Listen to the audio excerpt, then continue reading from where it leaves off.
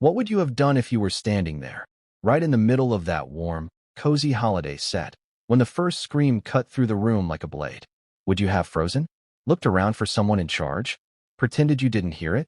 Or would you have instinctively reached for your phone, sensing that something huge, something career-defining, maybe even something dangerous, was about to unfold? Because that is exactly the kind of moment the crew faced on the morning the meltdown began, and the truth is, no one reacted the same way. Some were shocked into silence. Some were confused. But one person reacted in a way no one else did.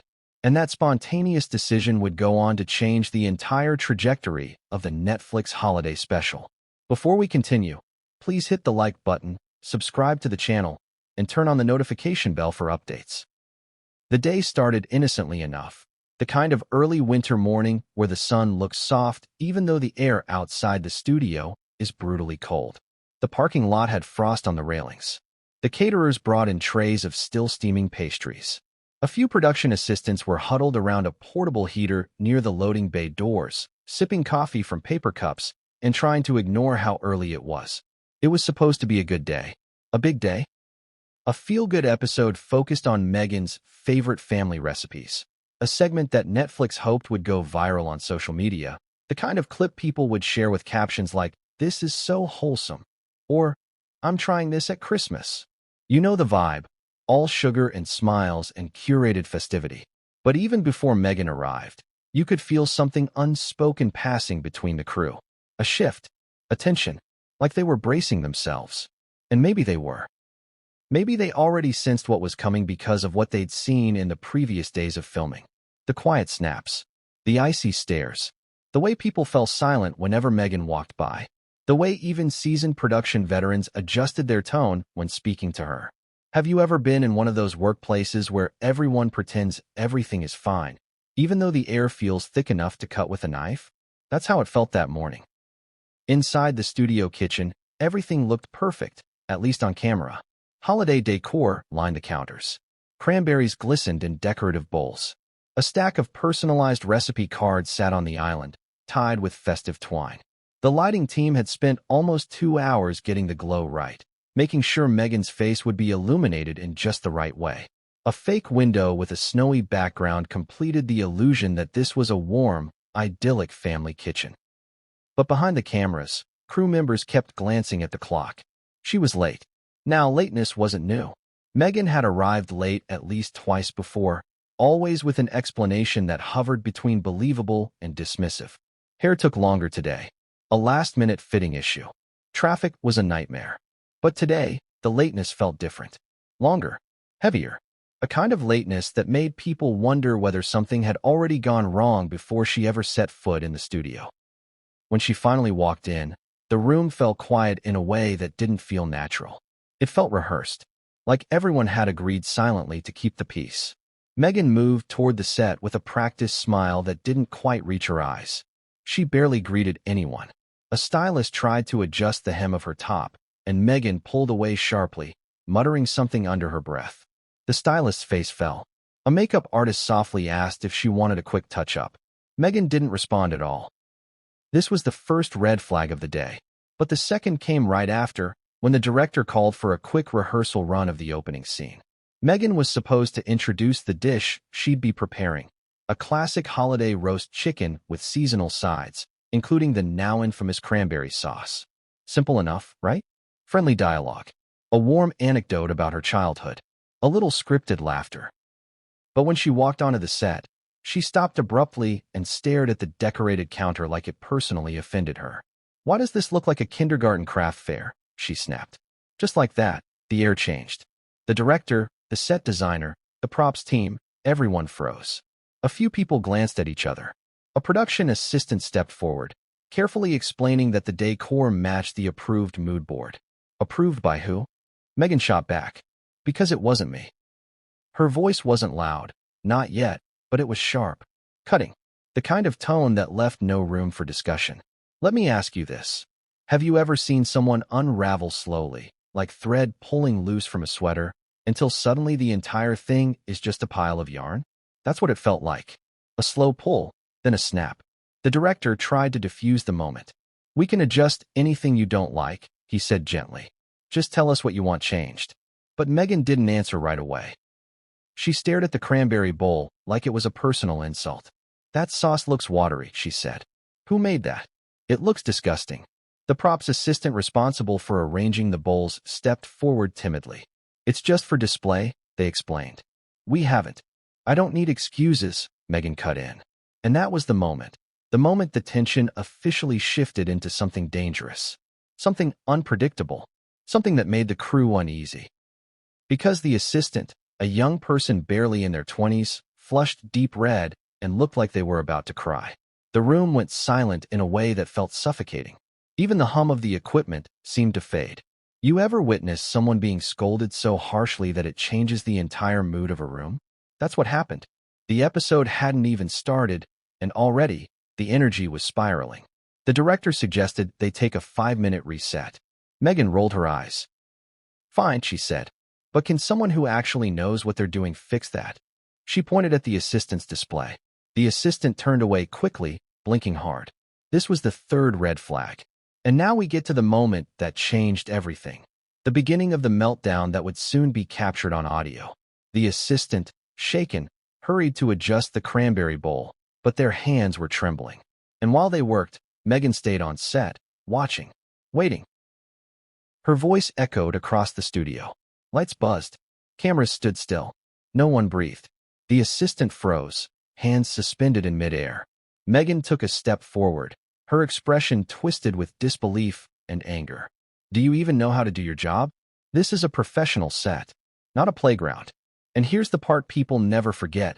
Her voice got louder, sharper, more venomous. Pick it up. Pick it up. Are you incapable of following basic instructions? That was it. The tone. The public humiliation. The sheer force of the anger. Crew members looked at each other, stunned. Some stepped back involuntarily. A few turned away, as though trying to give the assistant privacy in their embarrassment. The assistant bent down to pick up the cup, and that's when Meghan shouted again. Unbelievable. Completely unbelievable. This is the moment when one crew member later said, something in my stomach dropped. Another said, I knew then this day was going to be bad. But the most important reaction came from someone near the back of the room. Someone whose hand slowly, almost instinctively, went into their jacket pocket where their phone was. Because they sensed it. Something was about to happen. Something big. Something that couldn't be ignored. And this was only the beginning. But what came next would change everything, and no one saw it coming. Have you ever watched a moment unfold and felt, deep in your bones, that something was about to cross a line so sharp and so irreversible that the air itself seemed to hold its breath? That's the feeling the crew member in the back of the studio had when Meghan's scream cut through the room for the second time. It wasn't just anger. It wasn't just frustration. It was something colder, deeper, more dangerous. Something that made a seasoned professional. Someone who had worked on dozens of sets, seen dozens of tense moments, quietly reach into their pocket and make a split-second decision that would change every single person in that studio. The decision to hit record. But let's step back for a moment, because this wasn't just any crew member. This wasn't a random assistant or a new intern or someone who didn't understand the consequences. The person who pressed record had been on enough productions to know the difference between a bad day and a catastrophic one. Let's call him Aiden. Not his real name, of course, but close enough to understand his role. Aiden was a camera assistant, the kind of behind-the-scenes professional whose job required staying quiet, staying alert, and staying incredibly attentive to everything happening around him. In filmmaking, the best assistants aren't the loudest or the most visible. They're the ones who notice everything. Every mood change, every tension shift, every risk. And Aiden noticed everything that morning. He noticed the way the stylists whispered nervously when they heard Meghan's car pull up. He noticed the way the director triple-checked the monitor brightness even though nothing had changed. He noticed the young assistant's trembling hands as they adjusted the cranberry bowl. And most of all, he noticed the way people on set seemed to brace themselves. As if they knew they were walking into a storm. You ever get that feeling? That heavy, electric pressure in the room that tells you something's about to blow? That was the energy Aiden felt from the moment Meghan walked in. And when the first scream happened, when her voice echoed through the studio like a shockwave, he felt something even stronger, dread. Not the kind of dread that makes you anxious. The kind that makes you alert. The kind that makes you act. And that action, that tiny movement of his thumb-tapping record, didn't come from a place of spite. It didn't come from wanting to expose Meghan or start drama or stir up attention. No, it came from something far more instinctive. Protection, documentation, evidence. Because he had seen meltdowns before. He had seen tension, but he had never seen an environment change so drastically, so instantly, and so violently. He had never seen fear ripple through a room so quickly. And he had certainly never seen a crew member reduced to tears within the first hour of filming. Maybe that's why he recorded. Because he didn't trust what would happen next. Because he didn't trust that anyone powerful would believe the crew if this escalated. Because he had heard stories, whispers from past productions, rumors from former staff, about what happened when complaints were made, how the blame always fell on the lower people, the assistants, the crew, the ones without agents or lawyers or management teams. Have you ever worked somewhere where there was one person everyone was afraid to confront? Someone who held so much unspoken power that even when they were clearly in the wrong, everyone else bent to avoid upsetting them? That's how this set felt. And Aiden wasn't naive enough to think that if things spiraled, the crew would be protected. So he pressed record. But the moment he did, his heart started racing. His palms started sweating. Because he knew that if he was caught, it could ruin everything for him. He could lose his job. He could get blacklisted. He could face legal action. Recording someone without consent on a professional set isn't just frowned upon. It's potentially life-altering. And yet, he kept the phone angled toward the floor, microphone exposed, tucked just inside his jacket pocket, as Meghan continued tearing into the assistant. Why? Because fear is a powerful teacher. And the fear he felt in that room wasn't his own, it was everyone else's. It was the way people looked down at the floor, the way no one spoke, the way the assistant flinched at every loud sound afterward. That wasn't normal. That wasn't acceptable. That wasn't how a professional set was supposed to function. And then came the moment that justified his decision. Meghan turned from the assistant and swung her frustration toward someone else, the director. The one person who usually had enough authority to maintain control. She stepped toward him, eyes narrowed, voice sharp. "This is ridiculous," she snapped. "This is supposed to be high-end. This is supposed to look like money, like quality. And instead, it looks cheap, amateur, embarrassing." The director tried to remain calm. He tried to explain, gently, that the set design matched the approved aesthetic. But Meghan cut him off. "No," she said. "I'm not going to be made to look stupid because your team doesn't understand a simple vision." Her tone had teeth. Her words landed like slaps.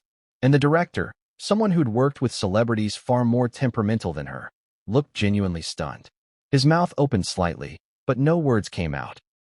What do you say when the person who is supposed to be the face of the show treats the entire crew like disposable props? Aiden's phone kept recording, picking up every word, every breath, every insult. "Do you want me to redo the entire set?" the director finally asked. "Yes," Meghan shot back immediately. There was no hesitation in her voice, no compromise, no attempt at diplomacy, just expectation. Expectation that everyone in the room would bend to her mood, her frustration, her need for control. And here's where something strange happened. The lighting team, who had been adjusting cables across the set, exchanged looks. Quiet, defeated looks. Because they knew what that meant. Hours of work, hours of setup, hours of adjustments, all thrown out the window. And not because the set was wrong, but because Meghan was angry. You ever seen a person wield their mood like a weapon? That's what this was. A shift from frustration to domination. A shift from irritation to control.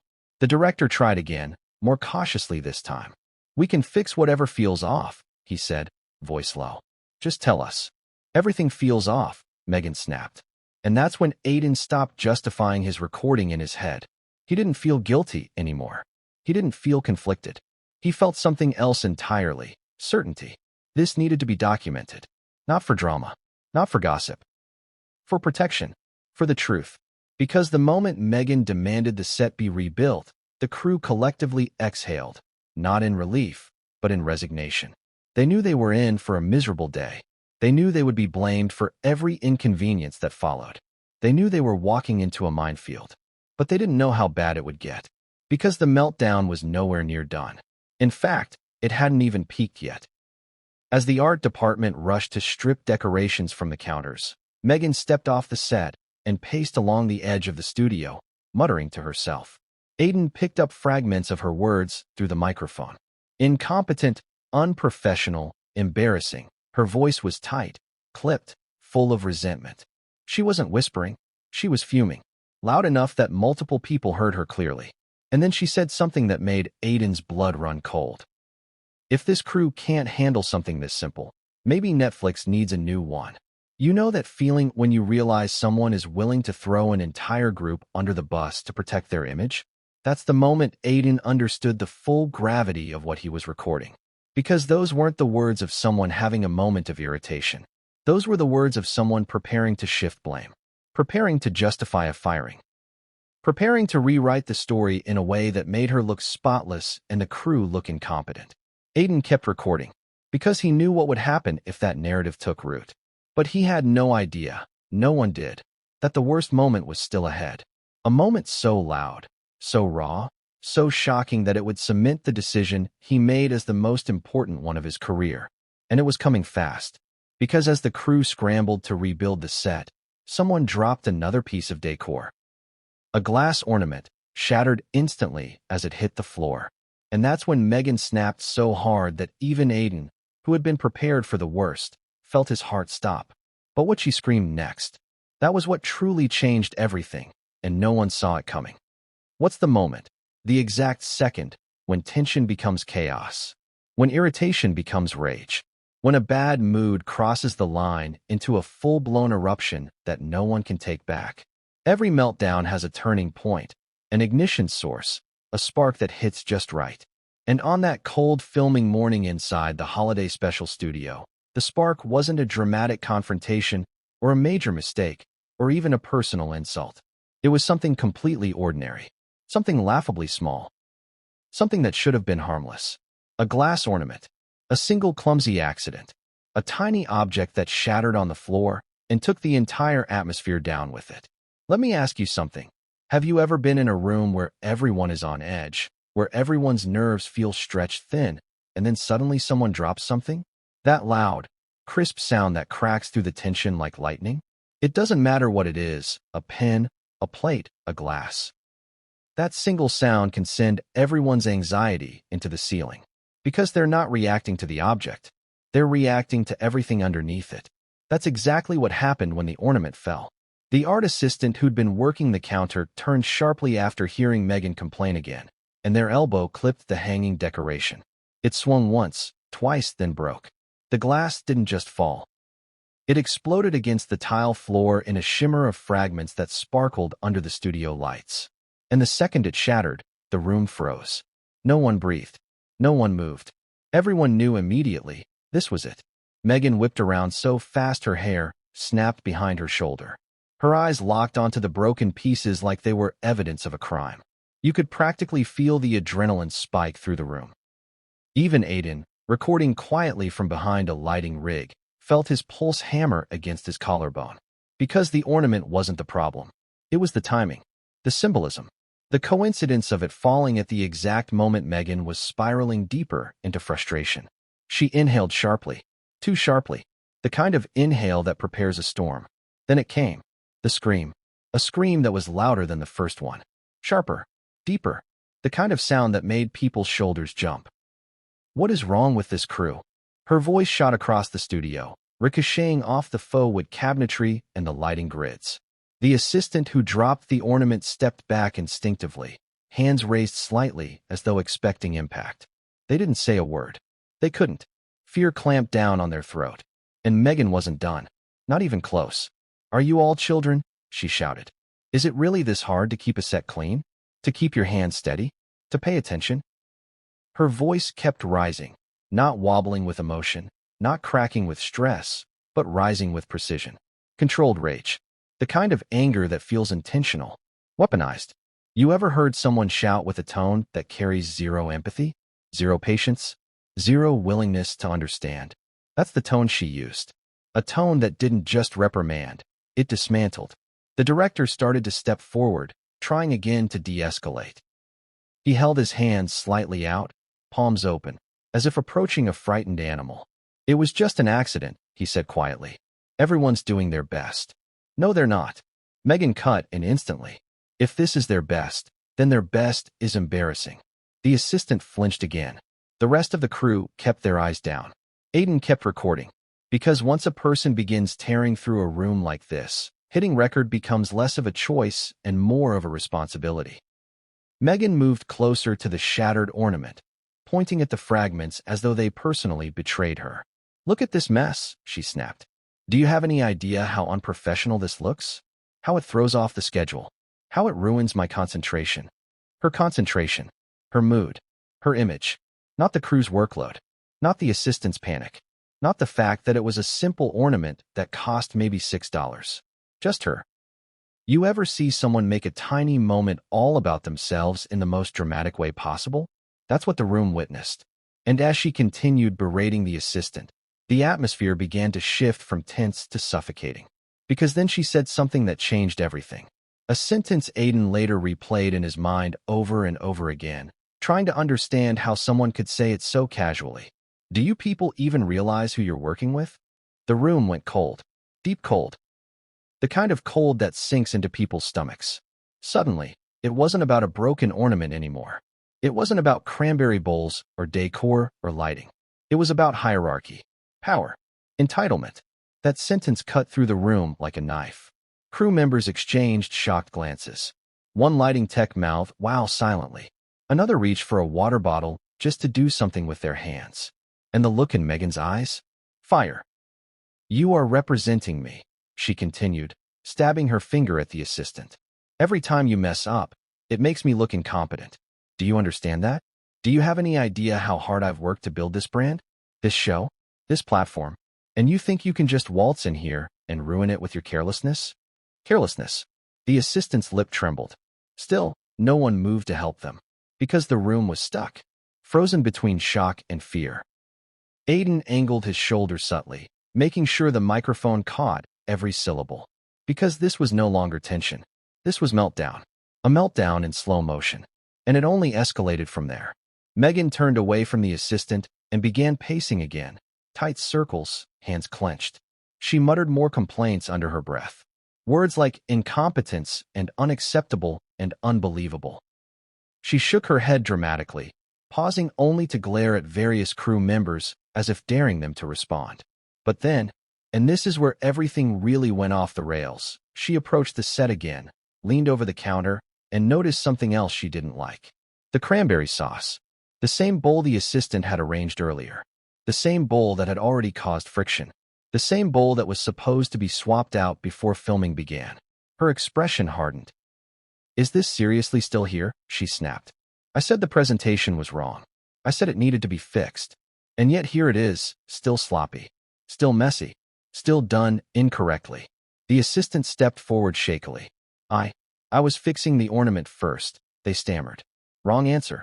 Meghan whipped around. "So you ignored my instructions?" "No, You just what?" Meghan demanded. "You decided your priorities were more important than mine?" The assistant looked like they might faint. Another crew member finally spoke, voice low, hesitant. "We're all trying our best to keep up." "Then your best isn't good enough," Meghan shouted.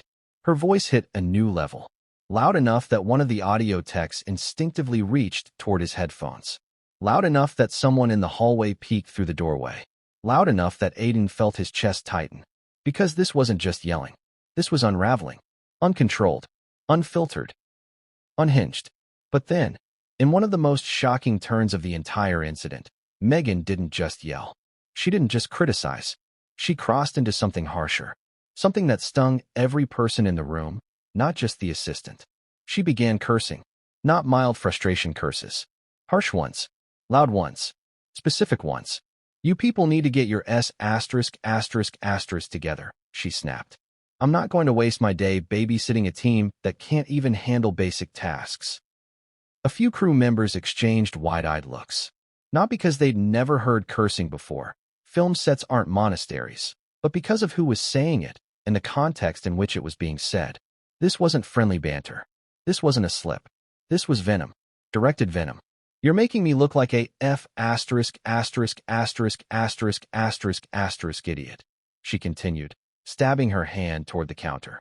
Do you even realize that? Do you realize how embarrassing this is? I can't work with people who are this incompetent. I won't. The assistant swallowed hard. Someone near the back whispered, "Oh my God." And Aiden's phone, that little device quietly recording inside his jacket, caught every syllable, every gasp, every breath, every curse. But then came the moment people still talk about. The sentence that reportedly made 2 crew members tear up instantly. "This is why no one takes you seriously," Meghan hissed. "You're replaceable." The room went dead silent. That kind of silence that feels physical. The director's face turned pale. The assistant's shoulders collapsed inward. Aiden felt something in his chest twist. Not fear, not shock, but something closer to grief for the people being torn apart. Because once someone in power calls you replaceable, it's over. Respect is gone. Safety is gone. Dignity is gone. And Meghan kept going. "You think Netflix won't fire you?" she snapped. "They'll fire all of you before they let me walk away from this project." There it was. The leverage. The threat. The declaration of power. And it hit the crew like a tidal wave. But here's the part no one expected. The part that shocked even Aiden. Even though he was already prepared for anything after the past 20 minutes. The assistant, still trembling, whispered, "I'm sorry." Meghan didn't even look at them. She turned away, dismissive, as though the apology wasn't worth acknowledging. As though the person wasn't worth acknowledging. And that quiet moment, hit harder than the screaming. Because that's when the entire room realized. This meltdown wasn't ending anytime soon. In fact, it was about to get worse. Much worse. Because someone else was about to step in. Someone who would accidentally escalate the situation to a level no one anticipated. And what happened next? That would become the most explosive part of the entire recording. But what came next would change everything, and no one saw it coming. What do you imagine it sounds like? A meltdown caught in real time. Not retold, not paraphrased, not softened or filtered or rearranged, but raw, unedited, captured in the exact moment it erupted, loud enough to make your stomach drop and your mind freeze. Because that's what this audio is. And before we dive into what's on it, let me ask you, have you ever listened to something you weren't supposed to hear? Something that felt almost too intimate, too real, too explosive, like it revealed a truth you wished you could unknow? That's how multiple people later described this recording. Even those who weren't on the set, those who heard it secondhand, in quiet corners, whispered between trusted friends, said it felt like crossing a threshold, like stepping into a room where you were never meant to stand. And Aiden, the man who hit record, didn't know what he was about to capture. He didn't know the sound would travel through the studio like a ghost. But the second he heard Meghan's voice escalate, the second her volume snapped from sharp irritation into full-blown fury, he knew what he was recording wasn't just yelling. It was something else. It was the unraveling of the entire day. Now, here's the important thing. Audio is unforgiving. You can edit video. You can crop a frame. You can blur a background, adjust colors, cut away, change angles, smooth edges. But audio? Audio catches everything.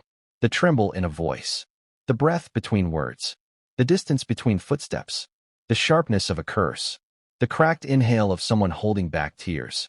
And when you listen to this recording, even in the retellings of people who heard it, you don't just hear Meghan. You hear the room. You hear the fear. You hear the chaos. You hear the collapse of professionalism. You hear the shift from tension to emotional violence. Let's break down what was captured. Because this isn't rumor. This isn't speculation. These words are repeated almost verbatim by individuals who claim to have heard the clip. It starts with a sharp intake of breath. A fast one. A deep one. The kind someone takes right before shouting. Then Meghan's voice slams in, mid-sentence, as Aiden hit record a split second too late. So stupid. How many times do I have to say it? The volume spikes. It's jarring. Aggressive. A sound that makes the listener flinch. Even people who weren't there said they physically reacted the first time they heard it. Then comes the pacing. You can hear her steps on the studio floor. Hard heels. Fast. The kind of pacing associated with anger you can't contain. Her voice continues. I'm not doing this. I'm not doing this with people who can't handle basic instructions. Another spike. Another slam of sound. And behind her voice, you hear something even more gut-wrenching, the assistant softly crying. Not sobbing. Not loud. Just the quiet, shaky breaths of someone trying not to fall apart. That detail, that small, painful, human sound, is what reportedly made the audio so horrifying. Because it wasn't just yelling. It was yelling at someone who was breaking. Then Meghan again. Do you want to ruin this for me? Is that what you want? Aidan's breathing quickens in the recording. You can hear it faintly, like a pulse. He wasn't steady. He wasn't indifferent. He was shaken, too. Then comes the glass. Not the ornament that had already shattered. This was the sound of Meghan hitting the counter with her palm. A loud slap. Hard enough to echo. Hard enough that people there said it made them jump. She shouts, "Look at this. Look at what you've done." Her voice here is icy. Sharp. Controlled fury. Then someone, probably the assistant, whispers something like, "I'm sorry." And Meghan snaps back instantly. No. No. Don't say sorry. Fix it. Her tone is clipped. Brutal. Then you hear the director try to intervene, his voice shakier than you'd expect from someone in charge. "Meghan, it was an accident." Her reply slices through him like steel. There are no accidents on MY set. A crew member later said that sentence replayed in their mind for days. No accidents? On a cooking show? Then comes the part people call the moment the audio becomes undeniable. The part no one could spin or reinterpret or soften. She growls. "I don't have time to deal with incompetence. I'm surrounded by idiots today." Yes, idiots. That word is captured in perfect clarity. And after she says it, the room goes silent. You can hear the silence on the recording. A heavy, dead, suffocating silence. Aidan's phone picks up a faint sniffle. Then Meghan continues, her voice lower, dangerously quiet. "All of you are replaceable." The recording catches multiple reactions at once. The sharp inhale of someone shocked, the shuffle of a foot, the cracking breath of the assistant. And then Meghan adds, "If you can't meet my standards, then get out. I won't have amateurs ruining MY show." Those words, that emphasis. My show. Not Netflix's. Not the team's. Hers. Aidan later said that was the moment he understood. This wasn't a bad day. This wasn't stress. This wasn't someone losing patience because they were overwhelmed or emotional. This was a power play. A declaration of dominance. The audio continues as she paces back like a caged animal, muttering under her breath. And then, the most chilling part of the entire clip, she lets out a mocking laugh. Low, sarcastic, mean, as if the chaos around her was somehow entertaining. She says, dripping with contempt, "I swear, I've worked with children who were more competent than this." And you can hear it. You can hear the way those words land on the people around her. You can hear someone swallow hard, a sound that gets caught by the microphone. You can hear the tension, the humiliation, the stunned disbelief. Her rant continues.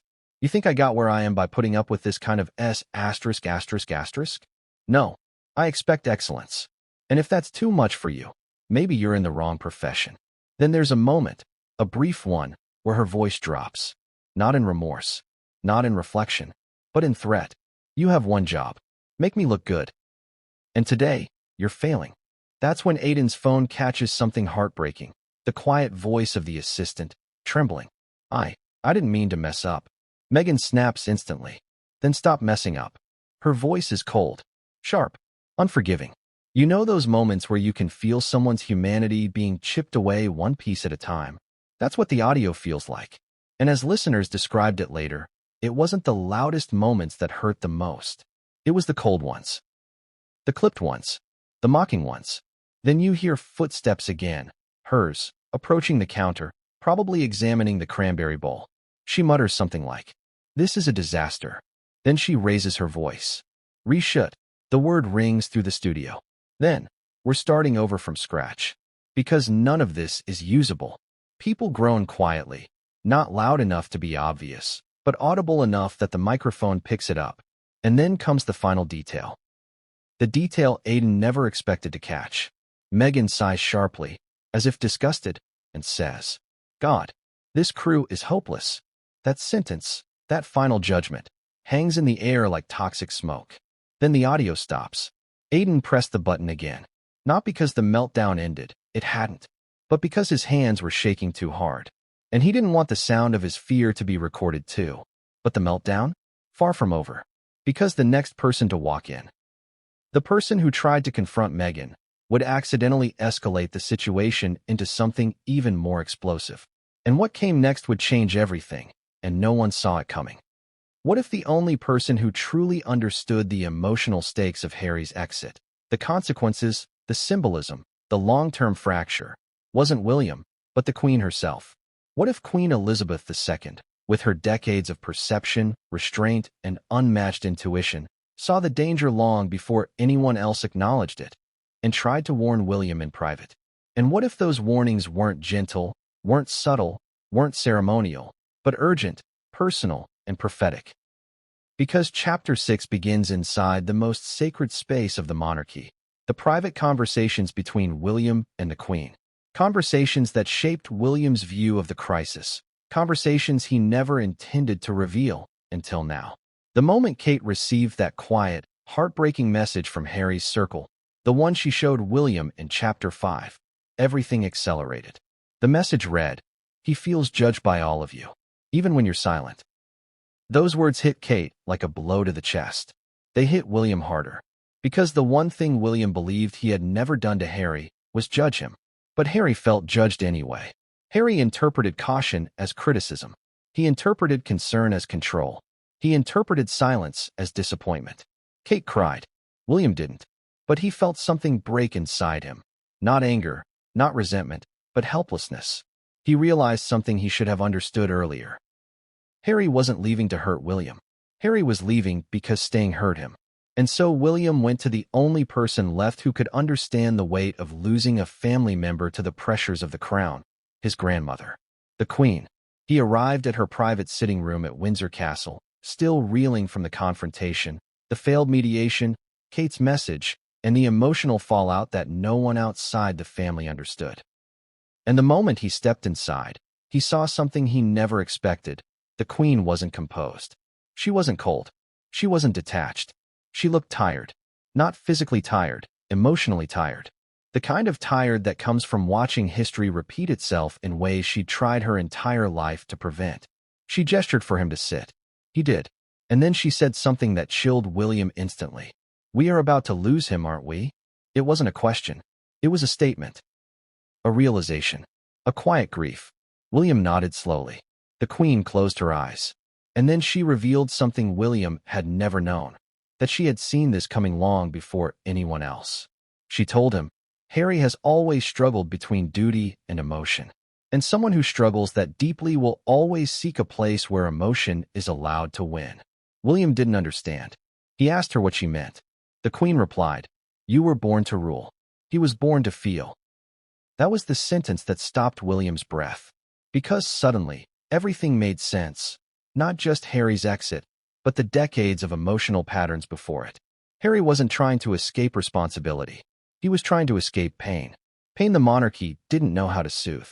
Pain William couldn't fix. Pain Meghan amplified, not by causing it, but by offering relief. William told his grandmother about the confrontation, about what Harry had said, about what Kate had noticed, about what he'd been told Meghan said, about the sentence that had changed everything for Harry. The Queen listened quietly, taking in every detail. And then, in a voice soft but steady, she said something William would never forget. Harry has been searching for a place to belong since he was a boy, and he believes he has found it in her. William sank into the chair, because hearing it out loud, hearing it from the one person who saw the emotional core of the family more clearly than anyone else, made the situation feel tragically inevitable.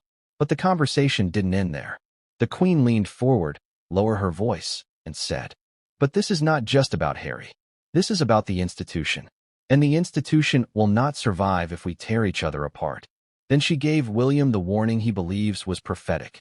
She told him, "There will be a narrative after this. One the world will believe. And if we are not careful, it will not be the truth." William didn't fully understand what she meant at the time. But her tone was unmistakable. She was afraid.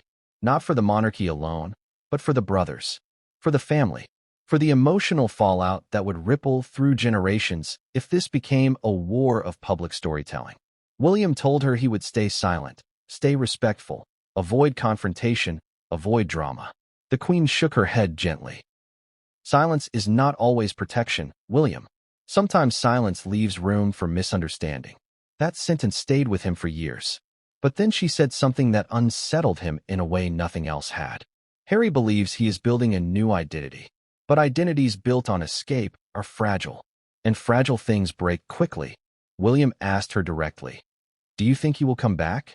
The Queen paused, her eyes distant. No, she said. Not in the way he left. And not for a long time. William felt his stomach drop. But then she added something that sparked a tiny ember of hope. But he will miss you. The world he is going to will not protect him like you did. That line cut deep. Because William wasn't thinking about protection, he was thinking about betrayal. But the Queen was right. Harry's emotional vulnerabilities were not suited for a world where fame replaced duty, where media replaced structure, where ambition replaced tradition. William realized he wasn't afraid of losing Harry to Meghan. He was afraid of losing Harry to America. But the most shocking part of the conversation came next. The Queen confessed something William had never heard. There was a time I thought your mother might leave too. William froze. The Queen explained that Princess Diana, before her divorce, had confided in her about feeling suffocated, misunderstood, and emotionally trapped. The Queen admitted she feared Diana would choose a new life at any moment, that she was looking for a place where she could breathe. And when the Queen looked at Harry, she saw echoes of Diana's emotional battle, the longing for freedom, the pain of scrutiny, the fear of being trapped, the desire to belong somewhere beyond the palace walls. William felt tears burn behind his eyes, because for the first time, someone was acknowledging what he always felt but never said. Harry's exit wasn't rebellion, it was inheritance. Not from the crown, from Diana. But then the Queen said the sentence that truly shook him. Your mother left emotionally before she left physically. And Harry may be doing the same. That was the moment William understood this wasn't a phase. It wasn't a crisis. It wasn't a temporary conflict. It was a transition. One the monarchy couldn't prevent. One William couldn't fix. One Harry couldn't reverse. But the Queen wasn't done. She leaned closer, looked directly into William's eyes, and said something that would later echo in William's mind when he finally broke his silence years later. The greatest danger is not Harry leaving. The greatest danger is the story he tells about why he left. Meaning, the narrative might become more powerful than the truth. And that narrative could shape the world's view of the monarchy forever. William asked her how he should prepare. The Queen answered with a warning so stark, it still chills William to this day. Someone will take advantage of Harry's pain. Someone always does. William immediately thought of Meghan. But the Queen shook her head. Not her. Others. Many others. The world loves a wounded prince. And where there is sympathy, there is power. William didn't know how to respond. But then she placed a hand on his and said, You must remain steady, even when he is not. That was the Queen's greatest instruction. Her final emotional command. Her reminder that William's role wasn't just to be king one day. It was to survive the emotional storm coming for the family. But before William left the room, the Queen delivered one final prediction. One that has now become haunting in hindsight. This will get worse before it gets better. And when it gets worse, it will be very public. William asked her what she meant. She only said, You will see. And she was right. Because only weeks later, the monarchy was hit with the biggest twist yet. One that exposed a side of Harry William never expected to see. And that twist came from America. Have you ever watched a situation go from bad to catastrophic in a matter of minutes? The kind of shift where you can almost feel the stakes rising, not just emotionally, but politically, professionally, financially? That's exactly what happened next. Because the moment Meghan's voice hit that final contemptuous note, God, this crew is hopeless, the meltdown stopped being a contained disaster. It stopped being a problem limited to a studio full of stunned, humiliated crew members. It became something much bigger, something far more dangerous. It became a corporate crisis. And the first person to realize it wasn't a producer, or a director, or even Meghan herself. It was a single, horrified production coordinator who stepped out of the studio and did the one thing that ignited a chain reaction. They sent a message to the Netflix executive team. Let's rewind for a moment. Because this isn't the kind of decision someone makes lightly. The coordinator, we'll call her Dana, had been hovering near the edge of the set when the meltdown reached its peak. She wasn't a pushover. She wasn't easily rattled. She'd worked on multiple celebrity-heavy productions. She knew how to maintain composure. But what she'd just witnessed, it shook her. There's a difference between a difficult filming day and an out-of-control set. And Dana understood instantly that this had crossed into the latter. So when Meghan stormed off toward the back of the studio to cool off, a laughable phrase considering she was still muttering insults under her breath, Dana made a choice. A choice driven not by panic, but by responsibility. Because someone had to report this. Not the tantrum itself. Those happen in the entertainment industry. People yell. People stress. People fall apart under pressure. But this was different. This meltdown wasn't private. It wasn't self-contained. It wasn't directed at an object or a problem or even a single mistake. It was aimed at people. Real people. And there was no way Netflix wouldn't be dragged into the fallout if someone higher up didn't intervene. So Dana stepped into a hallway, pulled out her phone, and typed a message. A short one. A careful one. But one that carried a weight she didn't fully grasp yet. Emergency on Meghan shoot. You need to be aware ASAP. Major incident with crew. She hit send. Seconds later, the dots appeared. One of the streaming division's senior managers replied almost instantly. What happened? Dana typed back. It's bad. Very bad. Crew shaken. Assistant in tears. We need guidance. Another ping. Is she still on set? Dana hesitated, glancing toward the studio. Yes. But we're taking a break. A few seconds later. Video. No video. But. She paused. This was the moment she had to decide whether to mention the audio. She took a breath. Someone recorded. The dots reappeared, faster this time. What do you mean recorded? Dana's hands trembled. I mean audio, she wrote. A meltdown. And that was it. That was the message that detonated the situation far beyond the studio walls. Because when a major streaming platform hears the word recorded in connection with one of their most high-profile talents, alarms go off. Red flags hit the ceiling. Legal teams start asking questions. PR teams get pulled into private Slack channels. Suddenly, a meltdown isn't just a meltdown, it's a liability. A massive one. Within minutes, the executives were scrambling behind the scenes. Emails, messages, internal pings, phone calls, Slack channels lighting up like emergency sirens. This wasn't the kind of issue they could delay or ignore. Meghan wasn't just another cast member. She was a brand. A high-budget, heavily marketed, globally recognized figure whose name carried both power and controversy. And Netflix had put millions into this partnership. The stakes were astronomical. Now let's shift back to the studio. Because while the executives panicked in their offices, the atmosphere on set had transformed into something eerie. The meltdown had burned so hot and so fast that the sudden silence felt unnatural. Crew members stood like statues, unsure whether to move, speak, breathe, or run. The director sat on a stool near the monitor, elbows on his knees, staring at the floor. His face wasn't angry. It wasn't confused. It was hollow, like someone who'd just watched a building collapse. The assistant, the one Meghan attacked the hardest, had been escorted to a corner to sit down. A makeup artist brought them a bottle of water. The assistant wiped their eyes quietly. They kept apologizing, even though no one asked them to. Aiden, still clutching his phone, leaned against a lighting rig, his stomach twisted. He hadn't planned on recording a meltdown. He hadn't planned on being a whistleblower. He just wanted the truth to be protected because he didn't trust what Meghan might accuse the crew of later. But now, knowing Netflix executives had been alerted, that was a different level of danger, a different level of fallout, a different level of risk. He wasn't scared for himself. He was scared for everyone else. Because powerful people don't like scandals, and they especially don't like evidence. But while the crew was processing the shock, something unexpected happened, something that escalated the situation even further. Meghan came back, not calmer, not composed, more agitated. Her voice carried down the hallway before she even re-entered the room. I want to know who dropped that ornament. She snapped to no one in particular. And I want to know who thought that cranberry presentation was acceptable. People froze. Again, she stepped back onto the set, looking less like a host of a holiday cooking special and more like someone preparing for a courtroom battle. Are we resetting or not? She demanded. The director stood slowly. "We're waiting for instructions," he said. "Instructions?" Meghan snapped. "From who?" Dana didn't want to answer, but she had to. She stepped forward reluctantly.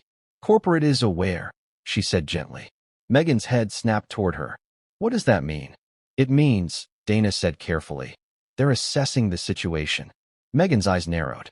"Assessing what situation?" Dana inhaled. "The one that occurred earlier." It took approximately 4 seconds for Meghan to connect the dots.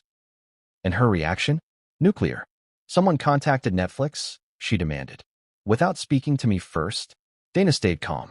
"It's protocol when there's an incident." "There was no incident," Meghan snapped. Almost immediately, 3 crew members looked down or away. "Because there was an incident. A big one. I handled it," Meghan continued. "I expect my team to support me, not run to corporate behind my back." Aiden's stomach dropped. Because that phrasing, "behind my back," was the first signal that Meghan suspected more was going on. Not just complaints. Not just upset crew. Something else. And her voice took on a dangerous cadence. "Who sent the message?" Silence. Total silence. Dana didn't speak. The director didn't speak. The crew didn't even shift their weight. Meghan scanned the room like someone hunting for a target. But before she could push further, Dana's phone pinged. She looked down. Her face changed. Netflix had replied. "Stop filming. Lockdown set. Executive team is on the way." Dana looked up.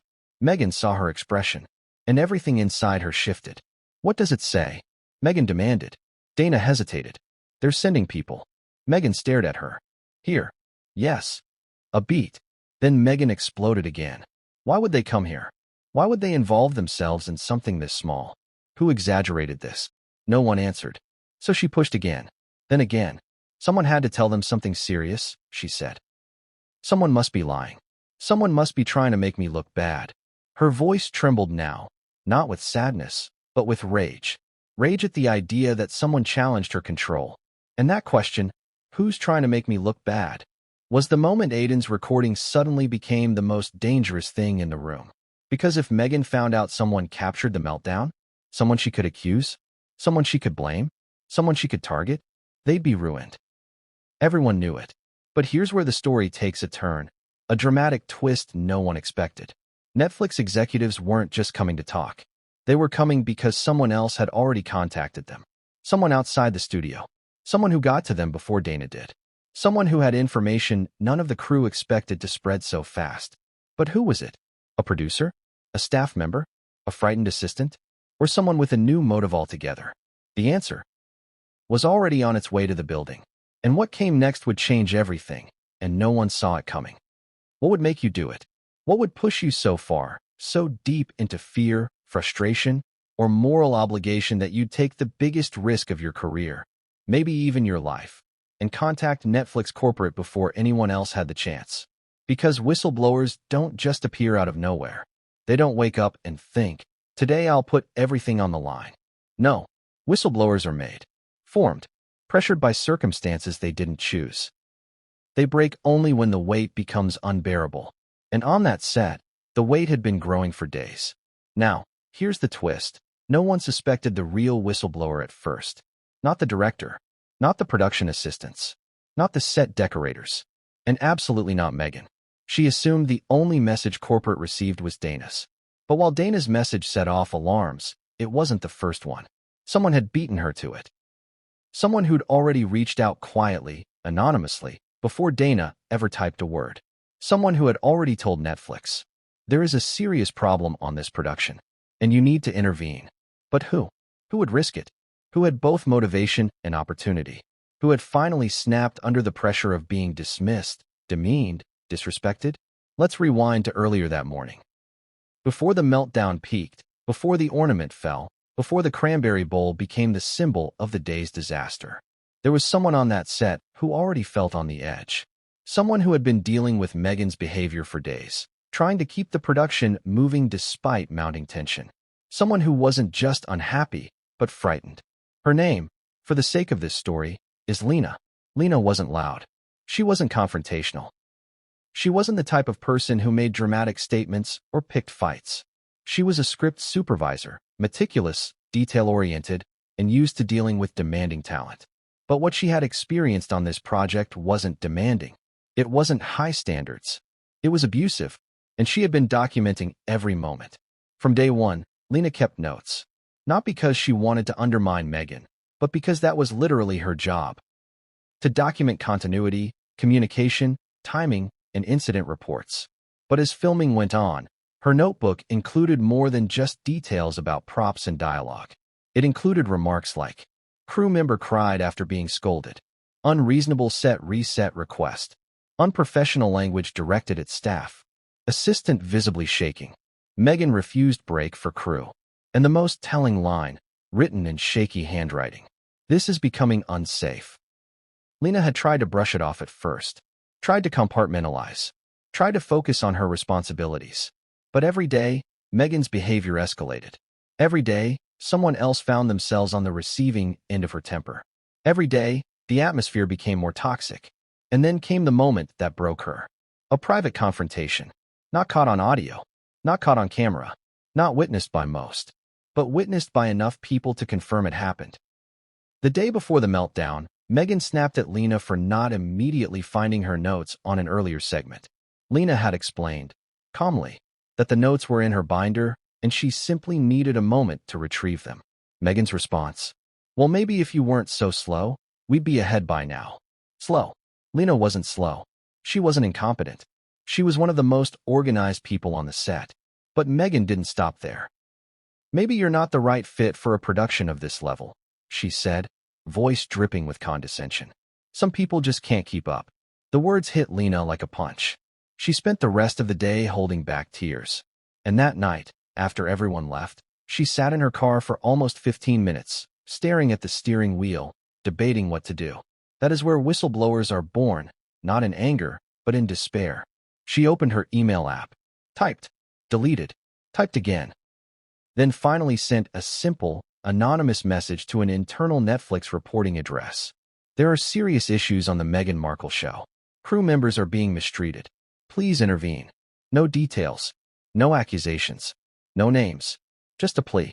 She didn't expect anything to come of it. But Netflix read it. And they didn't ignore it. They flagged it internally.